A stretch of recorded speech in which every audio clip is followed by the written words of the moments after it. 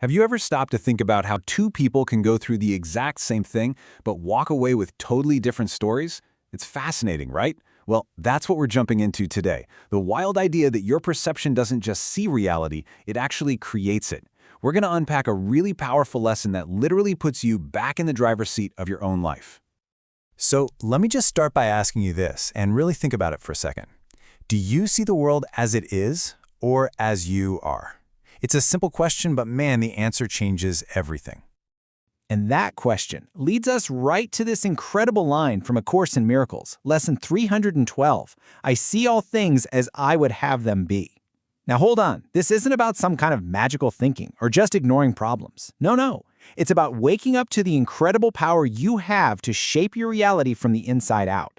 So let's really break down what that means. Okay, so let's get into the core concept here. What does it really mean to see things as you would have them be? This is the foundation of the whole lesson. Think about your perception for a second. It's not a window you're just passively looking through, right?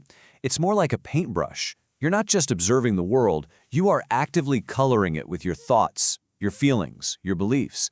Every single interaction, every event, you're the artist.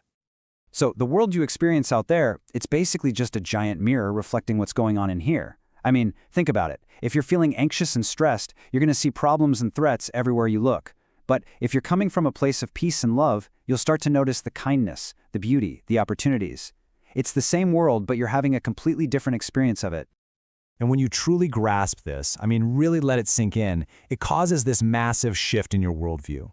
You go from feeling like life is just happening to you, like you're a victim of circumstances, to realizing you're an active, intentional participant in your own life. It's a total game changer.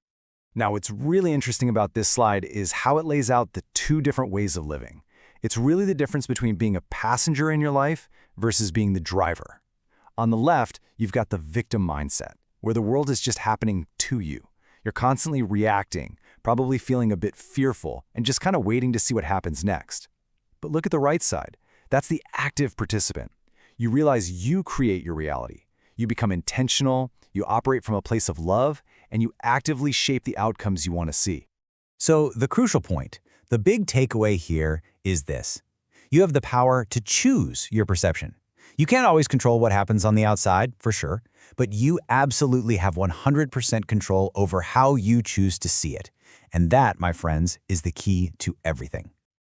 Okay, so this all sounds great in theory, right? But how do we actually move this from being a cool idea to something we do in our real everyday lives? Well, let's dive into this. I've got 3 super practical tools you can start using, like, right now. First up, tool number 1, reframe your day. This is so simple.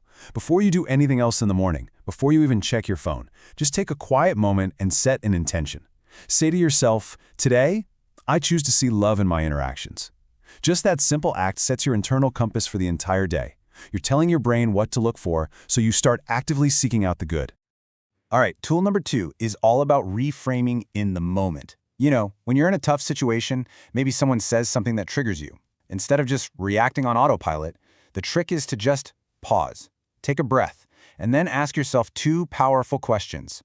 How can I see this differently? And what would love choose to see here? That tiny little gap can turn a potential conflict into a moment of connection. It's incredible. And finally, tool number 3, visualize a new outcome.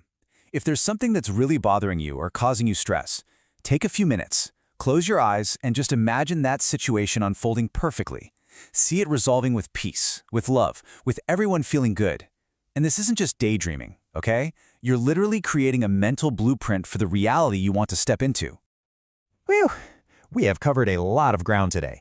So to really bring all of this home and make it personal for you, I want to leave you with one last question to take with you.